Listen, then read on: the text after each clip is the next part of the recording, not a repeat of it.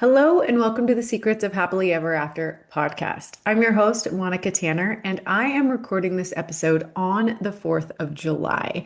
I am so excited about today's topic, which I will be talking about freedom, not just freedom that we enjoy in this country to worship and to live the way we choose. But in today's episode, I want to talk about freedom in marriage, freedom to be ourselves, and what it looks and feels like to create an intimate marriage where both partners feel free emotionally, physically, sexually, and spiritually. But before we start, I want to make you aware of a really cool opportunity. I am partnering with my friend Allie Bullock, who is a licensed therapist, and we are going to be teaching a class on how to stop compromising in order to get more of what you want in your relationship. So if you feel like sometimes you're giving up things that are important to you in your marriage just to keep the peace, or because it's too much trouble, or you feel like you're being a good partner by sacrificing, I really want you to consider coming to our workshop. We're going to be doing it on July 16th at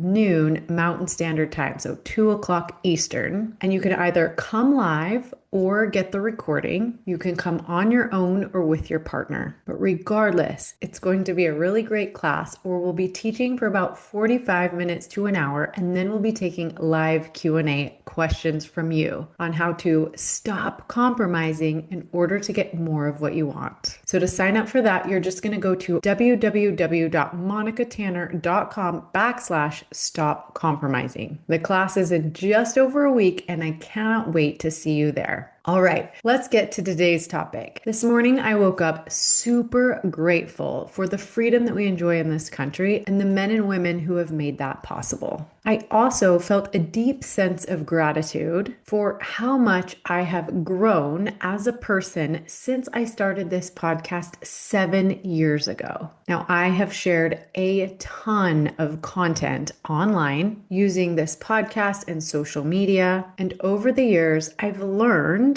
to appreciate the freedom I feel to state my opinion, to be wrong, to make mistakes, to learn and grow, and to share really vulnerable parts of myself, not just for the heck of it, but because my hope is that it will help someone else. I've also learned and experienced that other people are free to have their own opinions and judgments about the content I'm putting out. They're free to like or dislike the content. They're free to follow or unfollow my accounts. And they're free to have their own opinions about anything that I'm talking about. But I know for me, so much growth has come from feeling free to be who I am. And this type of freedom is absolutely essential to creating an intimate, passionate, healthy, thriving marriage. And so that's what I want to talk about today. Freedom in marriage is not you and your partner get to do whatever you want, like you do your thing and I'll do mine. What it does mean is that both of you feel safe, seen, respected, and supported in your marriage throughout all the different seasons of your life together. When that freedom is missing, we start hiding parts of ourselves,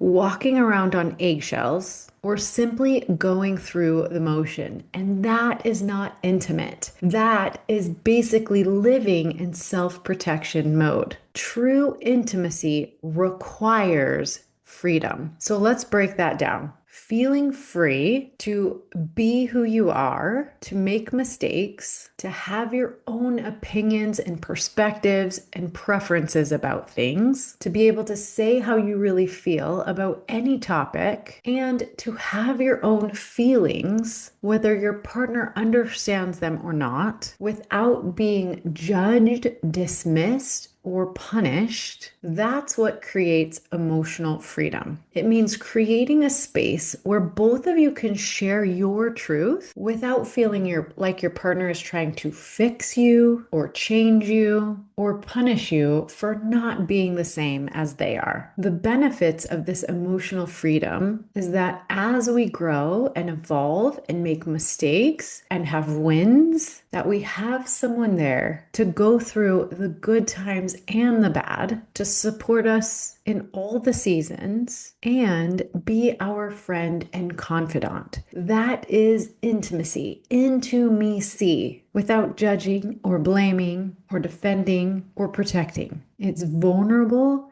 it's real, and it's absolutely essential. So, a little tip I can give you in order to create more emotional freedom in your relationship is to constantly be asking each other to tell me more about that. So, if you come home and your partner has had a bad day, practice saying, tell me more about that. If they're super excited about something that happened, tell me more about that. If they're feeling conflicted, if they had a fight with a family member or friend, we can show our love and support by, instead of trying to fix the situation for them, judge them, or make it about us, we simply say, tell me more about that. So that's number one, emotional freedom, so important. The second area in which freedom is crucial is physically. Now, this has more to do with, does your partner feel free to have their own friendships? To say, go out for ladies' night or guys' night? Do they feel free to ask for a hug or a kiss when they need one?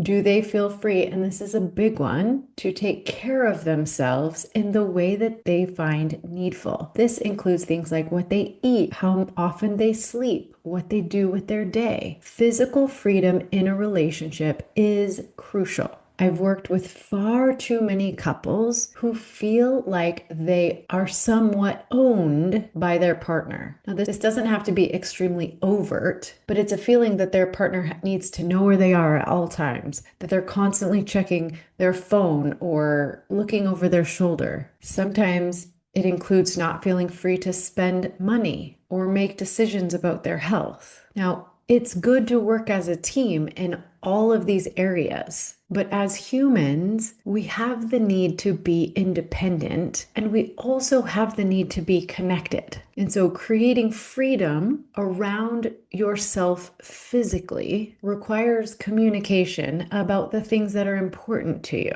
It means being aware of your partner's sense of physical space, as well as their need for alone time versus being with their friends versus being with you or being with the children. These are all important areas of physical freedom that should be explored. And you can use that same question, tell me more about that, to learn about each other's physical intimacy and freedom needs. Now, the next area of freedom that is so important to address is sexual freedom. This is a big one that I work with couples all the time to manage this idea of feeling free around their own sexuality. This means feeling free to initiate. So many couples feel pressure, shame, or fear around the topic of sexuality. Sexual freedom means you can talk to your partner about your desires, your boundaries, your curiosities, and your insecurities. I recently asked my husband in a very intimate moment, what is your favorite thing about being married to me? And he's smart, so he said so many things. But right now, he said, I'm really appreciating that I can talk to you about anything, that I can share all of my sexual feelings and fantasies with you. And basically, he was saying that he feels free to be himself. There's no good or bad, right or wrong. It's just who he is. And can he share that with me freely? I will make you this promise. The best sex you will ever have is when both partners feel free to express themselves, even when that means choosing when and how to be sexually intimate with each other. For example, if your sexual routine often involves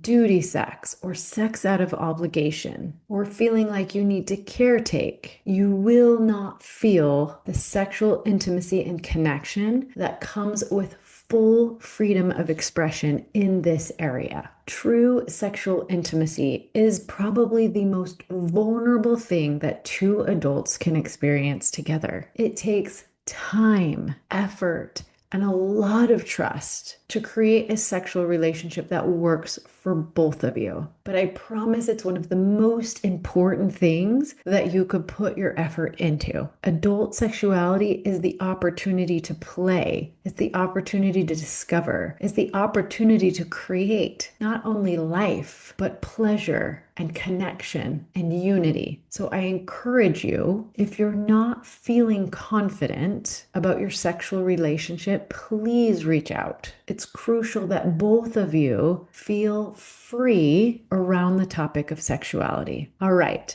And the final area I want to address when it comes to creating freedom in your marriage is spiritual freedom. So this is the freedom to grow, explore your faith, beliefs, values, both as individuals and as a couple. You don't have to be carbon copies of each other. In fact, your spiritual differences can spark deeply respectful and powerful conversations. One of the things I've noticed in our own marriage is as we go through the different seasons of our life and we experience the challenges and celebrations, both individually and together, our ideas about religion and values and spirituality are constantly changing. One of my very favorite things that my husband and I do together is we take daily walks, especially when the weather is good. And we love to talk about different aspects of values and religion and spirituality. We are not the same when it comes to this. And instead of using that as proof that we're not meant to be together, or we don't have a strong relationship, or one of us is better than the other, we use it as a way to explore our differences, to learn about each other, to support each other's spiritual growth and learning, and to really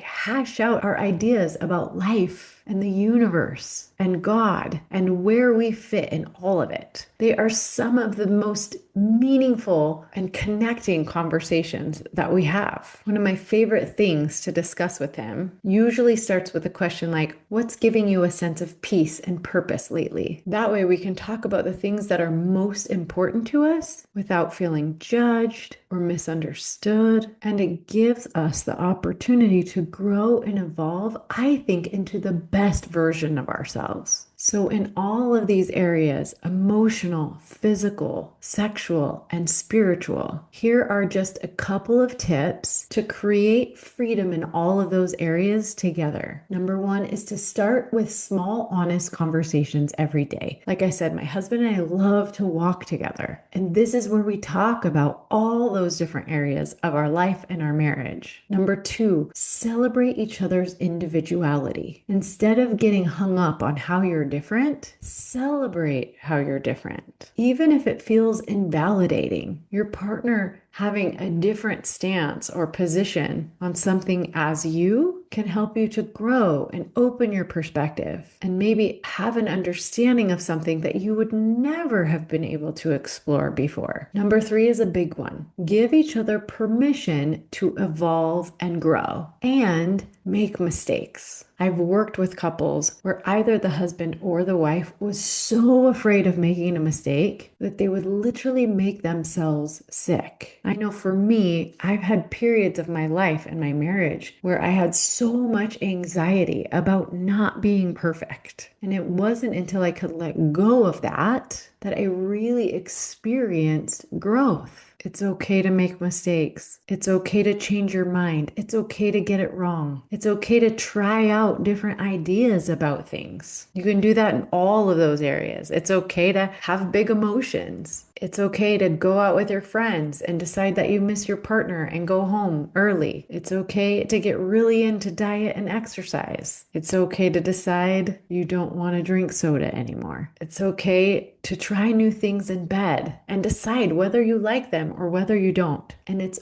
okay to explore different ideas about religion to see if it brings you closer or farther from your values and goals. Give each other permission. And fourth, practice grace over judgment. Again, that statement, tell me more of that, will help you understand each other better and create more intimacy. Remember that freedom in marriage isn't about getting your own way all the time. It's about creating a space where you're both free to be who you are and become who you will become. That's the only way to create an intimate, passionate partnership where there's room for both of you to become the best versions of yourself, where you feel free to be and become. So, as I close out this episode, here's what I want you to think about. Do I feel freedom in my marriage, emotionally, physically, sexually, and spiritually? And do my actions give my partner the freedom to be and become, to make mistakes, to evolve, to grow, and to share their truth with me? When you both feel free, then and only then can you write the beautiful love story that you came here to write together. That is the essence of happily ever after. So I hope that you enjoyed the 4th of July and celebration of freedom if you're in the United States. And if you're not, my hope and prayer is that you can create the freedom to be and become both individually and together in your marriage. We'll see you next week, same time, same place. And until then, happy marriaging.